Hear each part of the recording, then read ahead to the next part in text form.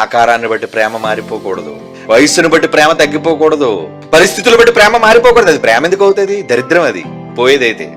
అది ప్రేమే కాదు, దొంగ ప్రేమ అది. యేసు ప్రభువు మీద నిజంగా మీకు కలిగింది ప్రేమ అయితే అది ఎప్పటికీ చావదు, పోదు. పోనిదే రియల్ లవ్, ఎప్పటికీ చెరిగిపోనిదే నిజమైన ప్రేమ. కనుక సంఘానికి క్రీస్తు మీద ఉండాల్సింది ఏంటి? ప్రేమ.